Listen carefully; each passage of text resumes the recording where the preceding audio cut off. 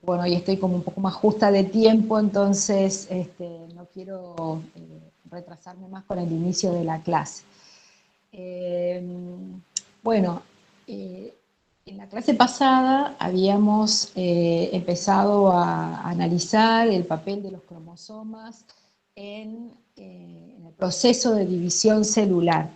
Hoy vamos a continuar con el estudio de los cromosomas, proceso de división celular, pero ahora vamos a ver otro de los procesos, que es el de la meiosis, que también es un mecanismo de división celular que ustedes ya lo estudiaron en tanto en introducción a la biología como en biología celular. Así que ahora vamos a focalizarnos en algunos aspectos de la meiosis que son relevantes para el estudio de la genética y el conocimiento del origen de la biodiversidad. Bueno, entonces acá pueden ver, en esta imagen está representada el primer estudio o la primera descripción gráfica que se hizo de la meiosis en los microsporocitos de Tradescantia. Eso es una planta realizado por Hofmeister allá por el año 1848. Y bueno, si bien en ese entonces no teníamos los microscopios, o no tenían los microscopios que disponemos ahora, donde podemos analizar un montón de detalles, la descripción o el dibujo que realiza fue casi perfecto. Bien, entonces, en la clase anterior, bueno, estudiamos o pudimos ver cómo es la estructura de los cromosomas, vimos que el número de cromosomas y la morfología de los cromosomas pueden variar entre las especies, y también hablamos de la importancia que tenían o que tienen los cromosomas en la transmisión de la información genética. Entonces, los cromosomas tienen esa triple función. Por un lado, conservar la información genética, transmitirla de una generación a otra, y también expresar la información genética que portan. Y en este contexto tienen un papel muy importante en la transmisión de la información genética de padres a hijos en este proceso de reproducción sexual. Vamos a ver que la reproducción sexual implica, por un lado, la elaboración de células especializadas, que son los gametos, en un proceso que se conoce como gametogénesis, y la posterior unión de estos gametos en un proceso que se denomina de fertilización. Vamos a ver entonces que esos gametos se forman como resultado de la división celular, o sea, como resultado de la meiosis, y que la fertilización es la contraparte de la meiosis, y que ambos procesos contribuyen o constituyen la base de la reproducción sexual. Esta reproducción sexual está extendida en numerosos grupos de eucariotas. Si bien hay algunos que tienen reproducción clonal, la reproducción sexual es importante dentro de los eucariotas porque permite una evolución más eficiente de los organismos. ¿Y esto por qué? Porque en el caso de aquellos organismos que se reproducen por vía asexual o vía clonal, los hijos son iguales a los padres, no solo fenotípicamente, sino también genéticamente. Entonces, todas las variantes que pueden surgir en las poblaciones de esos organismos, solamente lo pueden hacer a través del proceso de mutación. Y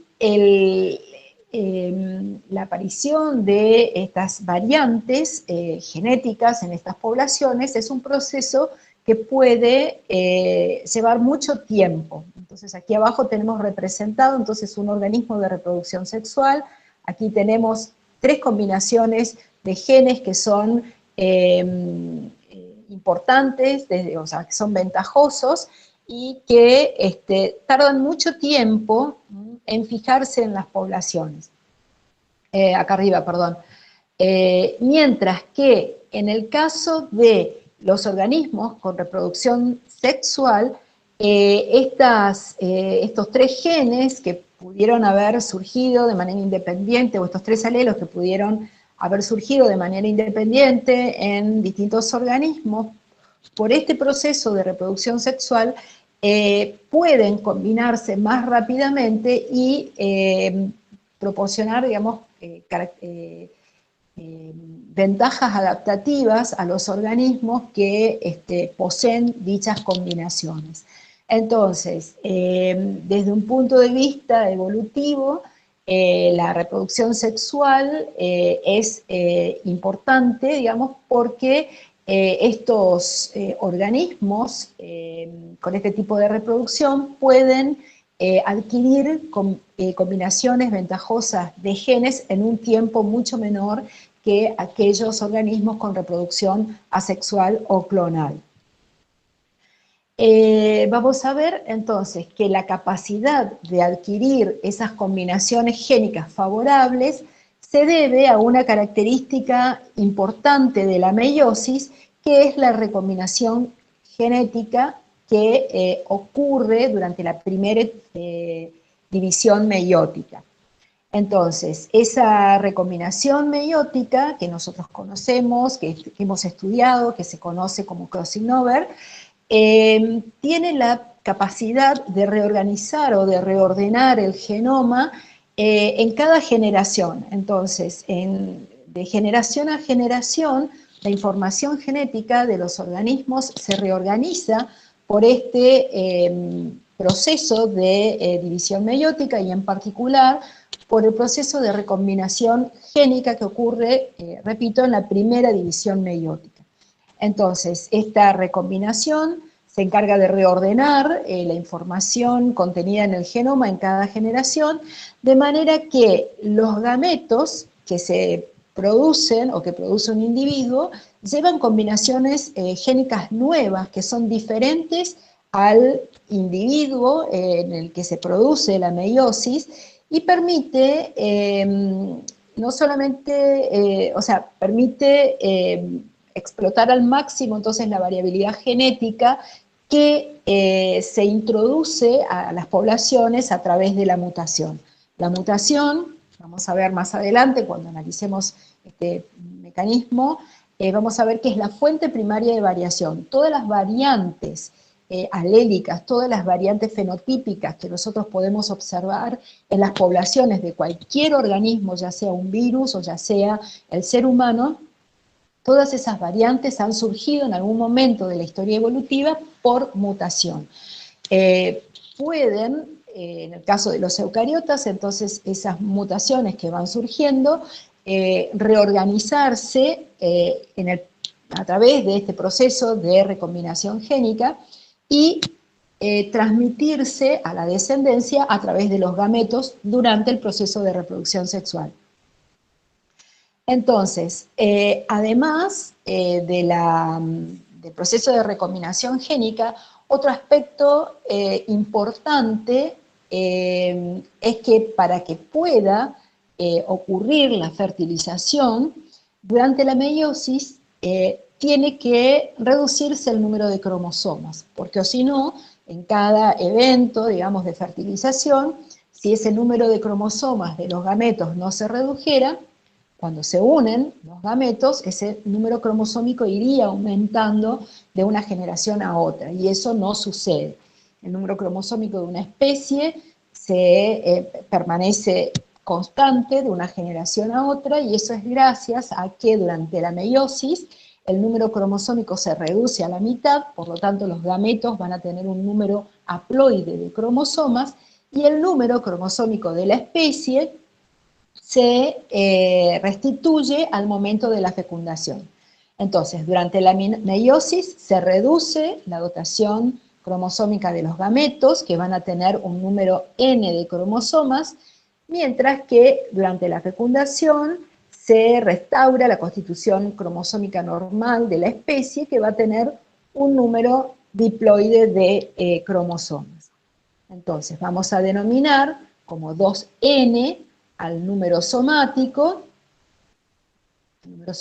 al número diploide, digamos, que tienen los organismos diploides en las células somáticas, y N es el número gamético, es decir, el número de cromosomas que tienen esos individuos en sus gametos. Bueno, entonces vimos dos aspectos relevantes de la meiosis. Por un lado, la recombinación génica, y por otro lado, la reducción del número de cromosomas. Las fases de la meiosis, ustedes ya las saben, no vamos a repetir aspectos que ya han estudiado, ¿sí? Los pueden después repasar cuando saquen sus apuntes de introducción y de biología celular para repasar las fases de la meiosis y qué ocurre en esas fases. Nosotros ahora vamos a hacer referencia a unos aspectos, a los más relevantes, entonces desde un punto de vista genético. Y entonces, como vimos, la meiosis involucra dos divisiones celulares. La primera división, que tiene una profase larga y es la que tiene todas estas fases que, bueno, en algunos casos nos confundimos por los nombres que son similares, que son leptotene, cigotene, paquitene, diplotene, diacinesis. Y bueno, una metafase 1, anafase 1 y la telofase 1. Continúa un periodo de interfase, que en algunos casos puede ser breve y en otros casos demorarse un poco más. Y bueno, y la segunda división meiótica, que incluye una profase más corta y que es como un proceso, como una mitosis. O sea, tenemos una profase, una metafase, anafase y telofase. Como resultado final de la meiosis se forma una tétrada. Y que vamos a ver que tanto en plantas como en animales, el proceso de la meiosis es diferente en el sexo femenino y en el masculino. Bien, esas 4 células que se forman, o sea, antes de la meiosis hay un solo periodo de síntesis de ADN en el ciclo celular. Ese periodo de síntesis ocurre en la interfase premeiótica. Entre una división meiótica y entre la primera y la segunda división meiótica no hay una fase S. Y como consecuencia, como resultado final de la meiosis, vamos a ver entonces que se forma una tétrada, es decir, 4 células N que son genéticamente diferentes entre sí y también son genéticamente diferentes a la célula madre que les dio origen. Esto es una de las principales diferencias con la mitosis, que vimos que como resultado de la mitosis se formaban 2 células hijas que eran genéticamente idénticas entre sí y con la célula madre que, a partir de la cual se habían formado. En este caso, las 4 células que se forman como resultado de la meiosis son genéticamente distintas, y son genéticamente distintas como resultado de ese proceso que ya hemos mencionado de recombinación meiótica. Y obviamente también van a ser distintas, genéticamente diferentes de la célula progenitora. Entonces, esos 3 procesos más relevantes de la meiosis, que son la sinapsis, el proceso de recombinación meiótica y la disyunción o segregación de los cromosomas homólogos, que es lo que da lugar a la reducción del número de cromosomas. Esos 3 procesos ocurren durante la primera división meiótica. Y vamos a ver entonces que tenemos que durante esa profase 1, que es donde ocurren todos estos procesos que hemos nombrado, o parte de los procesos que hemos nombrado, se caracterizan porque, bueno, en un comienzo, durante la interfase, esos cromosomas son muy delgados, están muy espiralizados, y luego comienza, durante el leptotene, comienza lo que se conoce como el ensamblado del elemento, o sea, la formación del complejo sinaptonémico.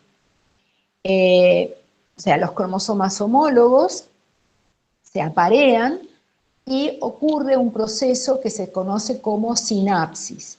Para que esa sinapsis ocurra, y que es la condición esencial, digamos, para que después pueda ocurrir la recombinación, entonces esos cromosomas homólogos se aparean y para que, o sea, esos cromosomas queden unidos formando un bivalente, entre ellos tiene que formarse un complejo sinaptonémico que se encuentra entonces entre ambos cromosomas, y entonces durante este proceso se inicia en cigotene, y en paquetene ya tenemos entonces los dos cromosomas homólogos unidos por ese complejo sinaptonémico. Es en ese momento cuando los cromosomas forman lo que se conocen como díadas o bivalentes, que van a estar formados entonces por 4 cromátidas, 2 de cada cromosoma homólogo. Y es en ese momento, cuando ya se ha producido la sinapsis, que ocurre la recombinación meiótica o crossing over. Posteriormente, entonces, una vez que ocurre, que se ha producido esa recombinación meiótica, ese complejo sinaptonémico se desintegra, se produce el se ensamblan, y los elementos laterales que forman, ahora vamos a ver cómo está constituido ese complejo sinaptonémico, entonces se desintegran, y los cromosomas homólogos pueden empezar a separarse durante diplotene y diacinesis, que es cuando entonces se produce la repulsión de los cromosomas homólogos, que quedan unidos solamente en algunos puntos específicos, que es lo que nosotros conocemos como quiasmas, y que los podemos visualizar al microscopio óptico. Entonces, ese crossing over que ocurre o ese intercambio genético que ocurre entre los cromosomas homólogos, es un proceso que nosotros lo podemos visualizar al microscopio óptico durante estas fases, digamos, de la meiosis, y lo podemos identificar, entonces, repito, a través de la formación de los quiasmas, pero también podemos estudiar un poquito mejor, a ver qué es lo que pasa en esa etapa, pero a nivel molecular, a nivel de la cadena de ADN.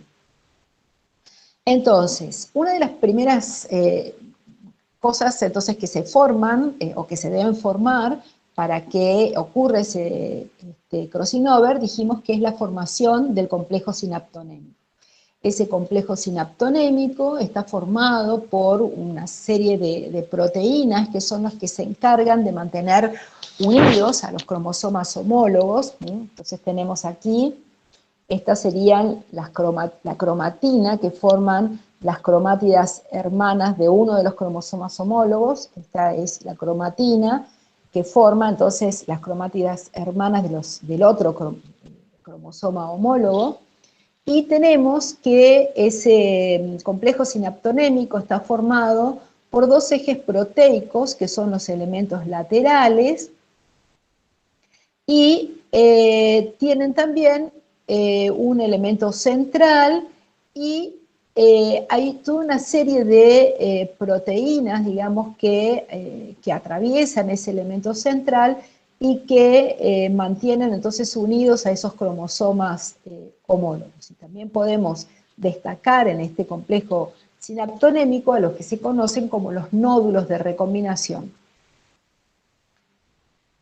Entonces, aquí podemos ver, entonces, con un poco más de detalle, que en la formación de ese complejo sinaptonémico, bueno, acá tenemos, estas serían las cromátidas hermanas que forman uno de los cromosomas homólogos, acá tenemos la otra cromatida hermana, y que en la formación de estos elementos laterales participan unas proteínas que se llaman coecinas, y después hay otra proteína que constituye la parte esencial de ese complejo y que se denomina REC8P. Entonces esas coecinas son las que se van a encargar de mantener la estructura o que forman el esqueleto proteínico que van a mantener asociadas a las dos cromátidas hermanas. Y esta proteína, REC8P, a su vez se asocia a otra proteína que se denomina COR para formar los ejes de ese elemento, de esos elementos laterales que forman el complejo sinaptonémico. Posteriormente se asocian otras proteínas, que son estas proteínas SIN1, que son las que van a formar esos filamentos laterales, y bueno, también hay otras proteínas que se asocian y que son importantes o que intervienen, digamos, durante esta profase meiótica. A ver, a su vez, estas proteínas SIN1, que dijimos que son los que forman los filamentos transversales del complejo sinaptonémico, a su vez tienen tres partes principales: un dominio N-terminal, que es el dominio que se une, digamos, al elemento central del complejo sinaptonémico.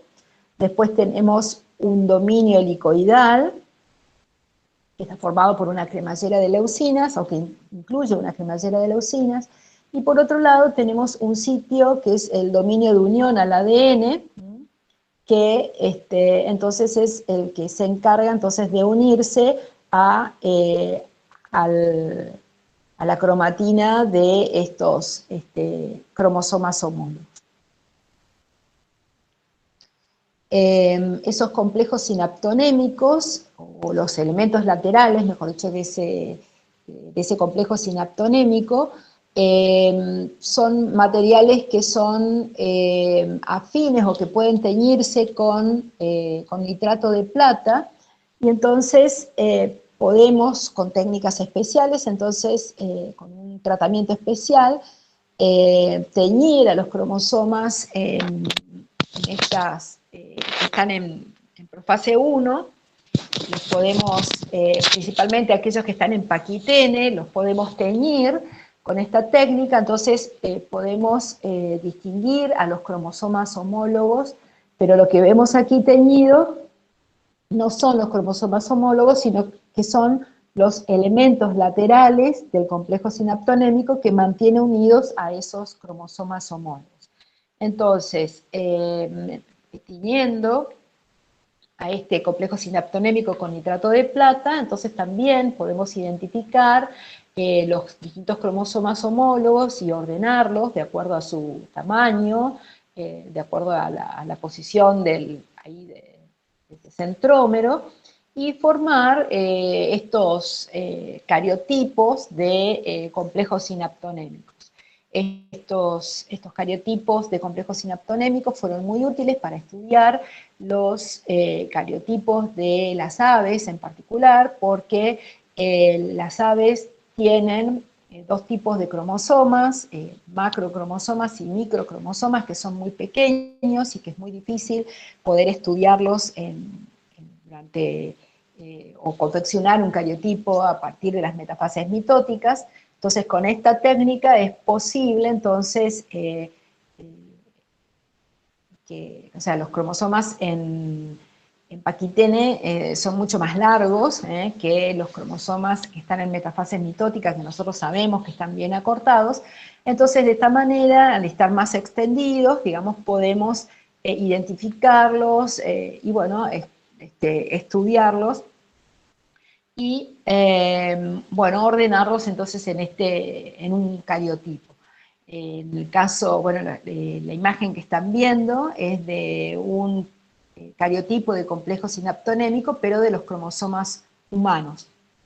Y este tipo de cariotipos son útiles para poder identificar algunas anomalías estructurales de los cromosomas y algunas anomalías en el proceso de la meiosis, algunas fallas durante la sinapsis o alteraciones en la localización y en las estructuras de los nódulos de recombinación. Bien, entonces, siguiendo con este proceso de recombinación, dijimos que la manifestación citológica de este proceso, que lo podemos ver al microscopio óptico, es la formación de los quiasmas. Entonces aquí pueden ver los quiasmas. Esos quiasmas pueden variar en número según la longitud de los cromosomas y, bueno, también la disposición de esos quiasmas también es algo que es variable y que, bueno, nos pueden aportar algún tipo de información acerca de este proceso de la meiosis.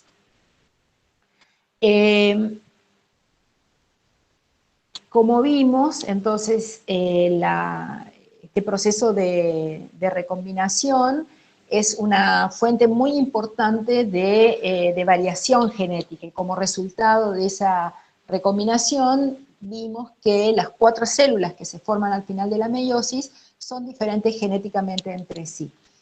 Entonces, ese proceso de recombinación consiste, en términos generales, en un proceso de ruptura de las moléculas de ADN que están, digamos, que forman esos cromosomas homólogos, y luego ocurre un intercambio de fragmentos y una vez que ocurre ese intercambio de fragmentos, también tiene que ocurrir una reconstitución, o sea, en esos lugares donde se ha cortado el ADN, donde se han intercambiado los fragmentos, después tienen que volver a unirse.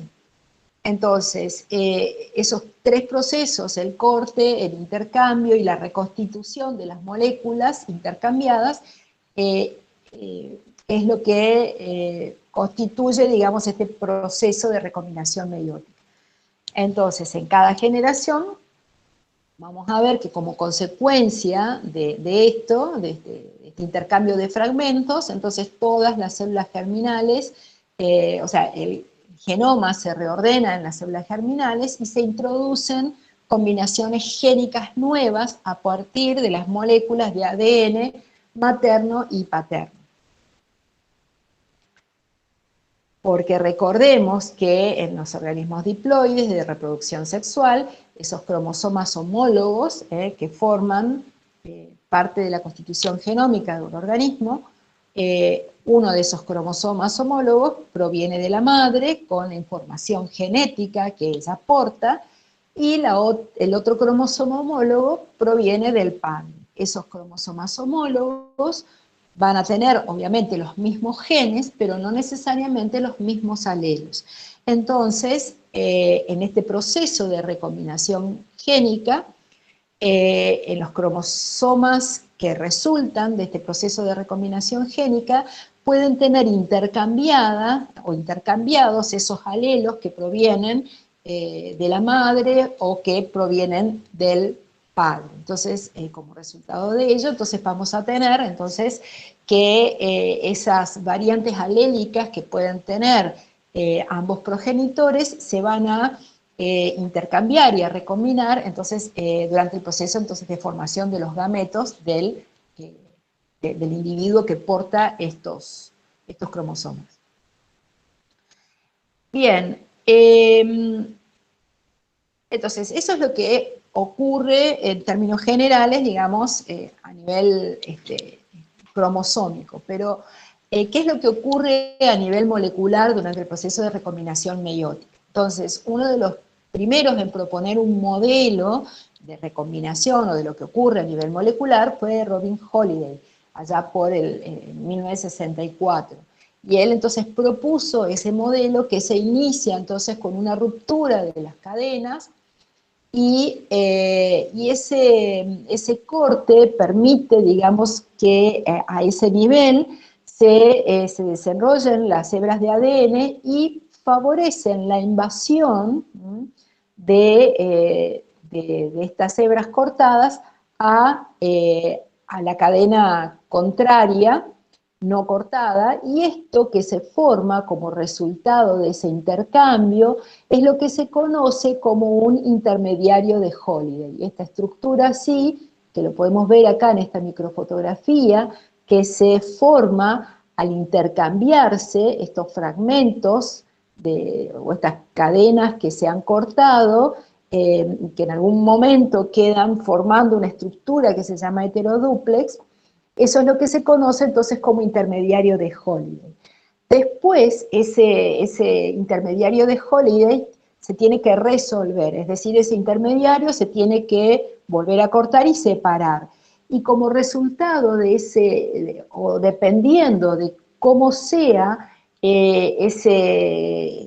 esa resolución, digamos, de ese intermediario de Holiday, van a ser o mejor dicho, el tipo de genes recombinantes que se formen como resultado de este proceso, entonces va a depender de cómo se resuelve este intermediario de Holiday.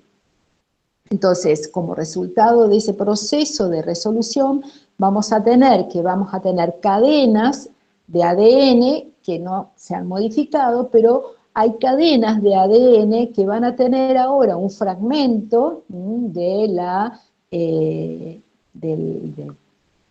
cromosoma homólogo, y entonces vamos a tener cadenas que son no recombinantes y cadenas que son recombinantes.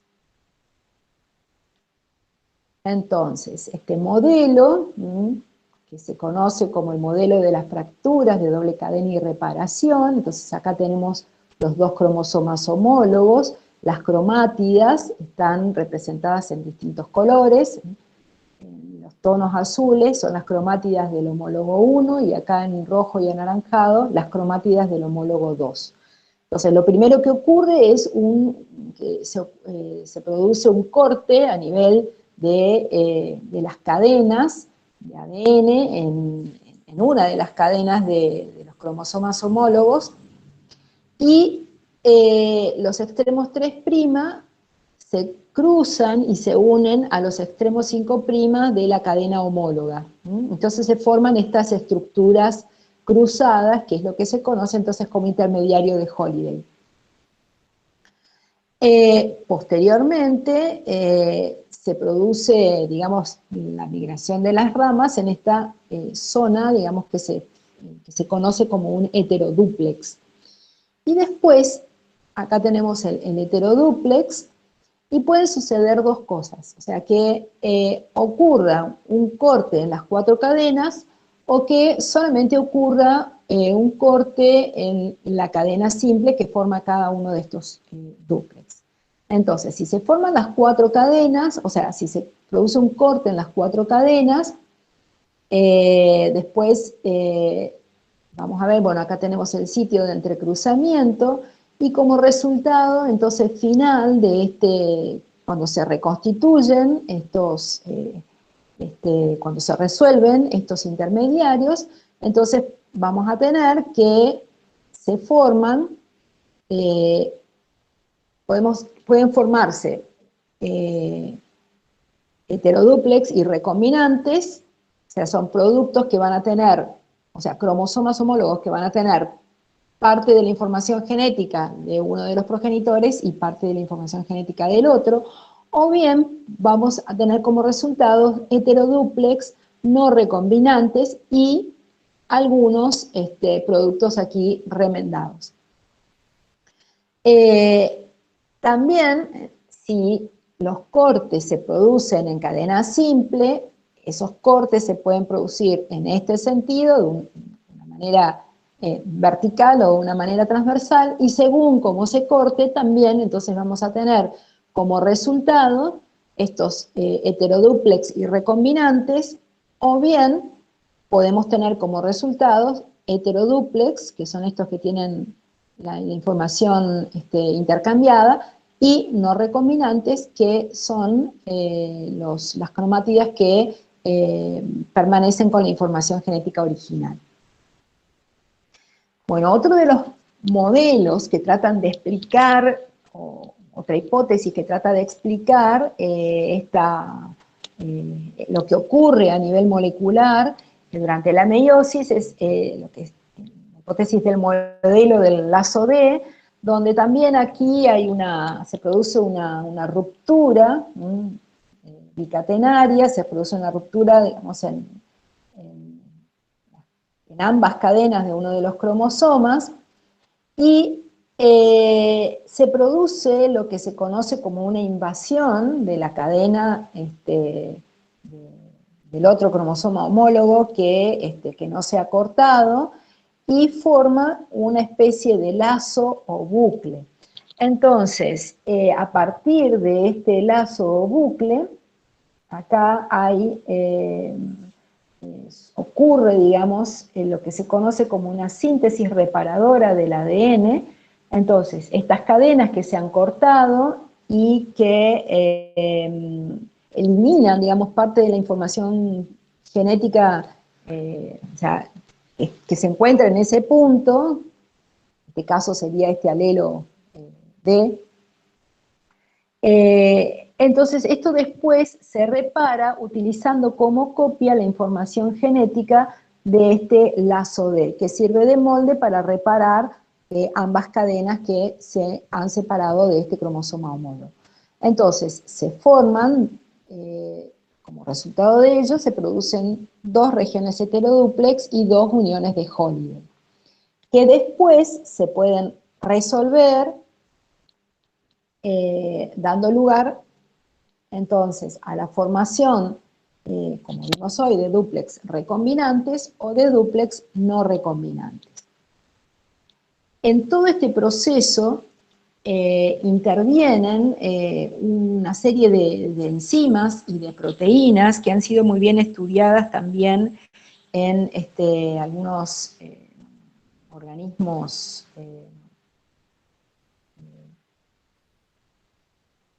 en algunos protozoarios, y que se pudo comprobar que existen, digamos, en los cromosomas, o en el ADN que forma esos cromosomas, unos sitios calientes o sitios chi, que son unos sitios de reconocimiento de un complejo de enzimas que se conoce como REC-BCD, y que ese complejo tiene una actividad de endonucleasa, helicasa y exonucleasa, y que son los encargados entonces de, por un lado, cortar el ADN, y también de reparar ese ADN en el sitio de corte. Entonces, estas proteínas, este complejo de proteínas y de enzimas son las encargadas entonces de participar en ese corte de las cadenas de ADN, en la formación del intermediario de Holliday, y también hay otras proteínas que forman un complejo, que es el complejo Ru, que es el que se encarga de, o el que participa en la resolución de este intermediario de Holliday. Bueno, todos estos son modelos moleculares que tratan de explicar lo que ocurre a nivel del ADN durante el proceso de la meiosis. Esto que les estoy contando, digamos, es una síntesis muy apretada, muy, para que ustedes tengan idea, digamos, que estas cosas también o sea, que ese proceso de la meiosis que nosotros habíamos visto en la introducción y que lo habíamos vuelto a ver en biología celular, y que, bueno, lo habíamos estudiado repitiendo los nombres de las fases y, bueno, en términos generales qué pasaba en cada una de esas fases, nosotros las podemos estudiar y entender a un nivel un poco más profundo, que es a nivel molecular, y que todos estas hipótesis y todos estos modelos tratan de explicar cómo ocurre ese proceso de recombinación, proceso que, repito, es de gran importancia en la reorganización de la información genética, y también, o sea, no solamente importante en la reorganización de la información genética que vamos a pasar a nuestros descendientes, sino que también tienen una importancia muy importante desde un punto de vista evolutivo, porque son los encargados de reorganizar la información genética que se encuentra en los pools génicos de las poblaciones. Y que, bueno, vamos a ver más adelante que son importantes en el proceso de diversificación y de especiación. Bueno, en todo este proceso que hemos visto, que ocurre, o que hemos tratado de explicar, que ocurre a nivel molecular, que vimos que el ADN que forma, digamos, esos cromosomas homólogos sufren cortes y después ocurre ese proceso de recombinación. Como en todo proceso que es tan complejo, pueden ocurrir errores.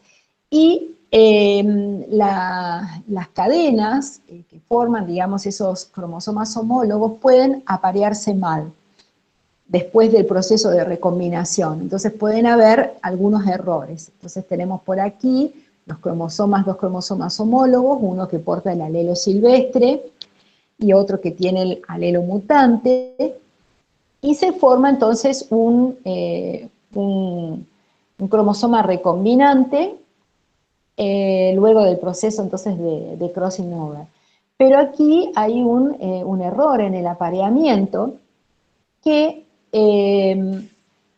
bueno, como ya también lo comentamos, las células tienen sus mecanismos para reparar, para detectar y reparar esos errores. Entonces se puede producir esa reparación eliminando esa base que está mal apareada y utilizando entonces como molde la cadena complementaria para reparar entonces ese nucleótido que estaba mal ubicado. Entonces, en este proceso de reparación por escisión, es posible que algunos alelos que estaban aquí, que antes aquí teníamos una adenina, por ejemplo ahora, por este proceso de reparación por escisión, ahora esa adenina que tenía que ir ahí, sea reemplazada entonces por una citosina, es decir, que ese alelo que antes era un alelo silvestre, ahora es convertido a un alelo mutante. Mientras que el otro puede permanecer, en este otro caso, puede permanecer según qué cadena sea la que se utilice como molde, entonces, o sea, según qué cadena se utilice como molde para reparar el error, ese alelo puede convertirse a mutante o bien permanecer de tipo silvestre. Entonces, este proceso conduce a lo que se conoce como conversión génica y que puede tener como efecto hacer que dos alelos idénticos a partir de dos homólogos que en un primer momento eran diferentes. Y eso puede llevar a que especies que sean distintas, o sea, que se hayan diferenciado a lo largo de la historia evolutiva por este proceso de conversión génica, ahora puedan tener información genética similar. Bien. Este proceso de la meiosis, nosotros lo podemos estudiar a nivel celular, también vamos a ver que tiene muchísima importancia en el ciclo de vida de animales y plantas. Entonces, dijimos que como resultado de la meiosis se forman los gametos. Ese proceso de formación de gametos, también conocido como gametogénesis, entonces es la formación de las células sexuales o gametos durante la meiosis. Esa formación de gametos se hace a partir, no de cualquier célula, sino a partir de las células germinales, que originalmente tienen el número 2N típico de la especie. Y que luego entonces de las dos divisiones meióticas van a tener un número N o un número haploide de cromosomas. La gametogénesis se divide en espermatogénesis, que es la producción de los espermatozoides, y en ovogénesis, que es la producción de óvulos. En el caso de las plantas, tanto la fecundación como la meiosis, que vimos que eran procesos contrapuestos, son los puntos que separan a las fases esporofítica de la generación gametofítica. La fase, o sea, coinciden las fases nucleares con la generación esporofítica, que es diploide, y la generación gametofítica, que es haploide. Entonces, este sería, luego de la fecundación, entonces tenemos la fase esporofítica, y luego de la meiosis, la fase gametofítica. En el caso de las plantas, la formación de los gametos masculinos ocurre en un proceso que se llama microgametogénesis y posteriormente ocurre la microsporogénesis. Entonces, en la microsporogénesis, las anteras, esto ocurre a nivel de las tecas, donde están los sacos polínicos, y dentro de estos sacos polínicos vamos a encontrar los microsporocitos. Esos microsporocitos, que son diploides, sufren entonces una primera división meiótica, o sea, sufren meiosis, y como resultado de esas dos divisiones meióticas se forma lo que se conoce como una tétrada. Cada una de esas tétradas va a estar formada entonces por 4 microsporas que son haploides. Posteriormente, cada una de estas microsporas haploides, que van a estar formadas por un núcleo, cada una de ellas continúan con el proceso de microgametogénesis, que es el proceso por el cual se forman los granos de polen. Entonces, esa microspora, que tiene un número n de cromosomas, entonces posteriormente vamos a ver que el núcleo se desplaza porque hay una gran vacuola que se forma, y este núcleo, que es, como dije, es haploide, después se divide por mitosis para dar lugar a un núcleo vegetativo y a una célula generativa. Esa célula en este momento es una etapa que se conoce como el polen bicelular, y este núcleo generativo después se vuelve a dividir por mitosis para dar lugar a dos células espermáticas. Entonces, en este momento, el grano de polen es tricelular. Y esas células espermáticas son las que después van a bajar, entonces, aquí por el tubo polínico, para después, entonces, fertilizar a la ovocélula y a las células del medio, para dar lugar, entonces, a la formación del embrión y del endospermo. Bien, en el caso de la parte femenina, digamos, de las plantas, ocurre el proceso o la formación de gametos femeninos, es la megagametogénesis y la megasporogénesis. La megagametogénesis ocurre, o sea, es el proceso de la meiosis, entonces a partir de esos megasporocitos ocurre la división meiótica, y como resultado de la división meiótica se forman 4 células, de las cuales 3 degeneran, 3 megasporas degeneran, y solo una continúa con el proceso de, esa célula que se forma es la que va a sufrir el proceso de megagametogénesis. Es una de las principales diferencias, entonces, entre lo que ocurre en la gametogénesis, la formación de gametos femeninos y masculinos. En el caso de los gametos masculinos, se forman 4 gametos al finalizar todo el proceso, mientras que en el caso de los gametos femeninos, de esas 4 células, o de esas 4 megasporas que se forman al final de la meiosis, solamente una continúa entonces el proceso para dar lugar entonces a la formación de un saco embrionario maduro.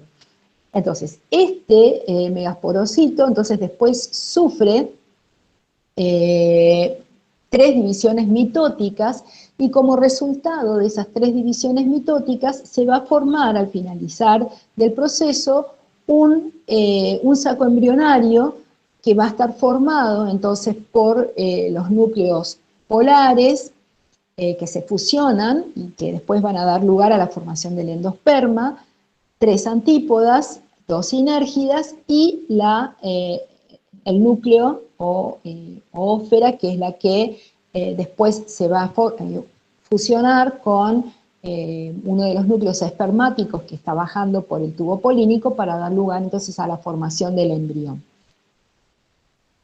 Bueno, acá pueden ver después cómo es el proceso de meiosis en el Lili.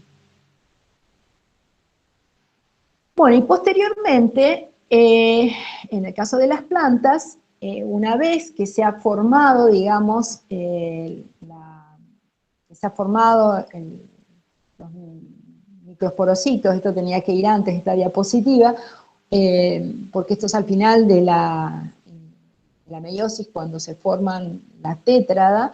Entonces, cada división meiótica puede estar sucedida, digamos, de una división del citoplasma, y esto se conoce entonces como una división sucesiva, que ocurre en las monocotiledóneas, o bien la citocinesis puede ser simultánea, y en este caso la pared que va a formar o que va a separar, digamos, a las 4 células resultantes de la meiosis, se forma recién al finalizar la meiosis, y esto es lo que ocurre. Esta citocinesis simultánea es la que ocurre entonces en las dicotiledóneas. Bueno, en el caso de las plantas, vamos a ver que el tipo de reproducción puede ser con fusión de gametos, en este caso vamos a hablar de anfimixis, pero también la reproducción se puede dar sin fusión de gametos. En este caso, la reproducción, que es asexual, se puede dar con la formación de semillas o sin la formación de semillas. Entonces, en el tipo de reproducción asexual sin formación de semillas, tenemos, por ejemplo, la multiplicación vegetativa. Mientras que la reproducción puede ser asexual, es decir, no hay unión de gametos, pero sí se pueden formar semillas en un proceso que se conoce como agamospermia. Esa agamospermia puede ser de 2 tipos. Puede ser por embrionía adventicia o por apomixis gametofítica, que puede ser de 2 tipos, diplospórica o apospórica. Entonces acá tenemos como ejemplo de multiplicación vegetativa. Entonces es la producción de una planta a partir de una célula, un tejido, un órgano o una parte de la planta madre, que puede ser a través de estacas, acodos, injertos, rizomas, bulbos o tubérculos. En el caso de la agamospermia, que dijimos que es un tipo de reproducción asexual en el cual no hay fertilización, pero sí hay producción de semillas, entonces esos embriones somáticos se pueden formar directamente a partir de la nucela. Esto es el óvulo, el óvulo, tenemos entonces la nucela, y o bien de los tegumentos del óvulo. Entonces, a partir de las células que forman tanto la nucela como los tegumentos, entonces se puede desarrollar un embrión. Y también, eso se conoce entonces como embrionía adventicia. Y por otro lado, hay un tipo de reproducción que es asexual, porque no hay fertilización, pero sí hay producción de semillas, que se conoce como apomixis. En este caso, la apomixis se produce el desarrollo de un gametofito o de un saco embrionario, pero no reducido. Y ese gametofito, ese saco embrionario, o el embrión, mejor dicho, puede formarse a partir de una célula arquesporial,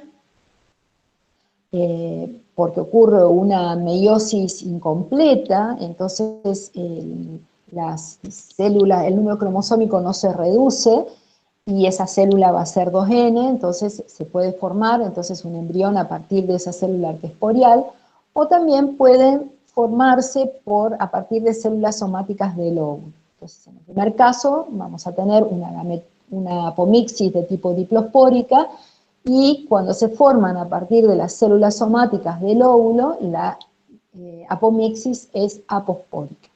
Entonces, en este caso, el embrión se puede formar directamente por partenogénesis a partir de una ovocélula no reducida, y en algunos casos puede ser necesario, digamos, que se produzca, digamos, la polinización, y que la polinización induzca a este proceso de apomixis, pero la fecundación no ocurre a nivel de la ósfera, sino que solamente se produce la fecundación de las células del medio para formar el endospermo.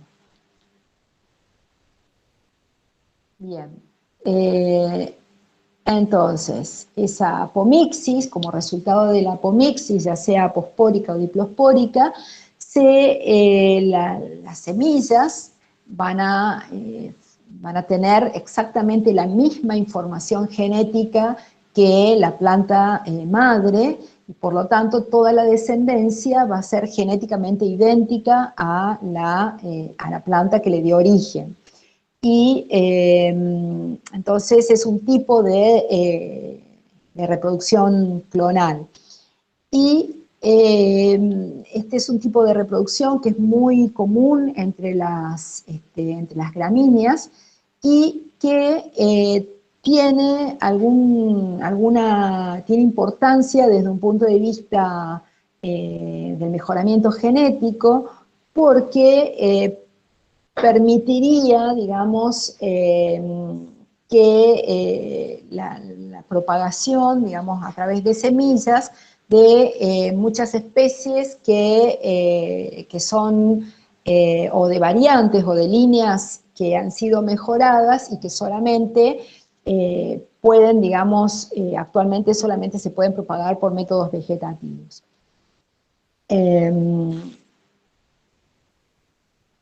Y desde un punto de vista evolutivo, la apomixis puede ser importante en algunos grupos, o en algunos grupos de plantas que son, por ejemplo, especies invasoras, o que están invadiendo colonizando nuevos ambientes, porque eso le permitiría, digamos, multiplicar la cantidad de individuos y establecer poblaciones de aquellas variantes que surgen en las poblaciones y que no encuentran contrapartes, digamos, con quienes reproducirse. Entonces esto lo vamos a ver un poquito más adelante cuando veamos la parte de genética de poblaciones. Bueno, en el caso de los animales, este proceso de gametogénesis y fecundación en los animales superiores se conoce como espermatogénesis y como ovogénesis. Ahí tienen un link donde pueden ver un video en YouTube donde, bueno, se explica muy bien, digamos, todo este proceso. Después lo pueden ver en la clase que está subida al aula. Y bueno, empezando por la espermatogénesis, al igual que en el caso de las plantas, como resultado final de la meiosis, se forman entonces cuatro células haploides, que continúan su proceso de maduración, o sea, como resultado de la división meiótica se forman cuatro espermátidas. Esas espermátidas, que tienen el número reducido de cromosomas, luego sufren un proceso de diferenciación, que se conoce como espermiogénesis, para dar lugar a la formación de 4 espermatozoides. Durante ese proceso de espermiogénesis se forma entonces la cola de los espermatozoides, se forman, bueno, espermatozoides que tienen la cabeza, el cuello y la cola, la cabeza formada básicamente por el núcleo, y el cuello que está formado por, o donde se encuentran las mitocondrias, que le dan la energía necesaria a la cola para poder desplazarse. Y bueno, acá tenemos el proceso de espermiogénesis, donde entonces como resultado se forma entonces el espermatozoide que tiene la cabeza, esa cabeza que incluye el núcleo y un acrosoma que es el encargado después de introducirse en el óvulo para después fecundarlo, el cuello, entonces donde tenemos las mitocondrias, y el flagelo o cola, que es lo que le permite desplazarse. En el caso, bueno, y la espermiogénesis es un proceso que ocurre en los individuos que han alcanzado la madurez sexual, y ocurre de ahí hasta que el individuo muere. Es un proceso que es continuo, que no se detiene. A diferencia de la ovogénesis, que en el caso de la ovogénesis, como resultado de, o sea, tenemos en el ovario, tenemos estos ovocitos. Los ovocitos, ya las hembras nacen con la cantidad de ovocitos que van a tener a lo largo, digamos, de toda la vida, digamos, de la madurez sexual de las hembras. Esta división meiótica se inicia, entonces durante la gestación, digamos, durante la formación del feto, pero entonces se detiene en esta, o sea, como resultado de la primera división meiótica, entonces se forma un ovocito secundario y un corpúsculo polar, que después se desintegra. Este ovocito secundario entra en una segunda división meiótica que queda detenido, digamos, en una etapa, digamos, de la meiosis, y que solamente en cada ciclo ovulatorio, cuando se produce, cuando se produce la ovulación, y solamente al producirse la fecundación, la meiosis femenina completa su ciclo. Entonces, en esa primera hora, luego de producida la fecundación, los dos núcleos, el femenino y el masculino, permanecen separados, y en ese momento se completa la meiosis femenina, que entonces recién después, a la hora aproximadamente de producida la fertilización, ocurre entonces la unión del núcleo femenino y masculino para dar lugar entonces a la formación del cigoto.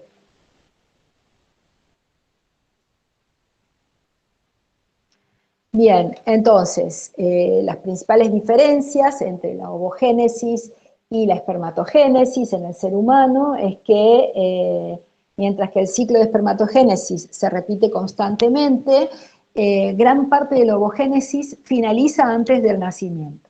Las ovogonias diploides se dividen mitóticamente para producir ovocitos primarios antes del tercer mes del desarrollo fetal. Durante la gestación se forman más de 6 millones de ovocitos primarios, y al momento del nacimiento esos ovocitos primarios se encuentran detenidos en profase 1. La meiosis solamente va a continuar cuando se ovula, y La meiosis 1, el ovocito primario, produce entonces el ovocito secundario, que es el que contiene el citoplasma, y un corpúsculo polar. El ovocito secundario es el que va a salir del folículo y desciende por la trompa de Falopio, y la meiosis 2 de ese ovocito secundario solo empieza entonces si ese ovocito es fertilizado. Entonces, en ese caso se va a formar un óvulo maduro haploide, que es el que va a contener el citoplasma y el otro corpúsculo polar haploide. Los corpúsculos polares después se desintegran. Entonces, aproximadamente 1 hora después de la fertilización, los núcleos del espermatozoide y del óvulo se fusionan entonces para formar ese cigoto diploide. Bueno, acá tienen algunas microfotografías de lo que es la meiosis en las langostas, después la pueden mirar con más detenimiento. Hay otras microfotografías. Y bueno, y uno de los, otro de los ejemplos de cromosomas así diferentes y gigantes, habíamos hablado de los cromosomas de las glándulas salivales de Drosófila, la clase pasada, y bueno, ahora vamos a mencionar otro tipo de cromosomas gigantes que son los cromosomas plumulados. Los politénicos, habíamos visto que los podíamos observar en células somáticas, y resultan entonces de un proceso de la mitosis, mientras que los cromosomas plumulados, que son otro tipo de cromosomas gigantes, fueron observados por primera vez en los ovocitos de las salamandras. Y bueno, ahí se pueden ver entonces esos cromosomas plumulados, que tienen un aspecto así de cepillo, por eso reciben el nombre de plumulados, y resultan entonces de la presencia de estas numerosas asas a lo largo del eje del cromosoma. Esas asas son bivalentes, digamos que están muy extendidos y que pueden ser observados en microscopio óptico, y que estos son zonas, digamos, donde está ocurriendo, este loop, digamos, se forma en zonas donde está ocurriendo un proceso activo de transcripción.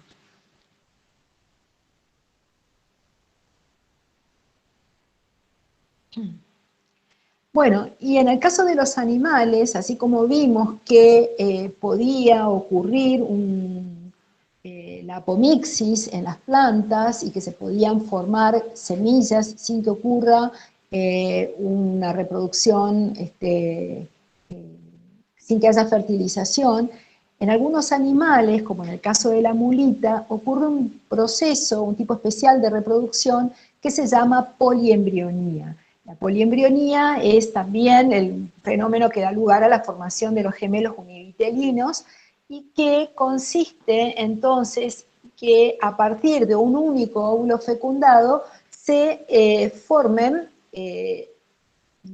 varios individuos. En el caso de los gemelos univitelinos, en los humanos generalmente son 2, o bueno, en algunos casos pueden ser 3 o más, pero bueno, eso ya es muy poco frecuente. Mientras que aquí se pueden ver, por ejemplo, hasta 8 embriones que están unidos entonces a una misma placenta, y que se han formado entonces a partir de la división de un único óvulo fecundado. Entonces, repito, este proceso que se conoce como poliembrionía ocurre en algunos grupos de animales, y en particular fue muy bien estudiado en el caso de la mulita. Hay un trabajo que está subido al aula virtual donde describe, digamos, este proceso de poliembrionía en el armadillo. Bueno, chicos, esto es una apretada síntesis de lo que ustedes deben conocer acerca del proceso de la meiosis. Lo importante es que quede bien claro, digamos, cuáles son los hitos más importantes de la meiosis, que son los que van a dar lugar a la generación y a la reorganización de la información genética, y que son los que son importantes, digamos, desde un punto de vista evolutivo, porque son los que reorganizan toda la información genética de una generación a otra, dando lugar a la variabilidad genética que nosotros podemos detectar en algunas poblaciones. O sea, la mutación es el único proceso que se encarga de generar nuevas variantes, pero la recombinación génica es la encargada de reordenar toda esa variabilidad. Por otro lado, también es importante, digamos, que quede claro que este proceso de la meiosis da como lugar a la formación de gametos, y que ese proceso de formación de gametos en los organismos superiores se da en un proceso que se conoce como gametogénesis, que difiere en la gametogénesis femenina y la masculina es diferente en cuanto a la cantidad de productos que se forman, y que este proceso de gametogénesis es una condición esencial para que se formen gametos con el número de cromosomas reducido, para que luego pueda, digamos, ocurrir la fertilización y que ambos procesos, la meiosis y la fertilización, constituyen la base de la reproducción sexual, entonces tanto en plantas como en animales. Bueno, no sé si tienen alguna pregunta para hacer, si les quedó claro, si tienen alguna duda. La clase ya está subida al aula virtual, así que cualquier detalle que se les haya escapado lo pueden volver a leer del teórico. Y bueno, también hay algunas lecturas complementarias como para que amplíen algunos de estos temas. Y bueno, no sé, ¿preguntas?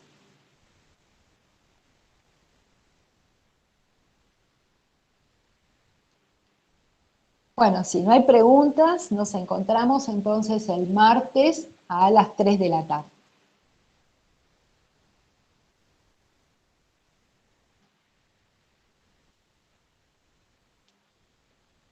Hasta luego.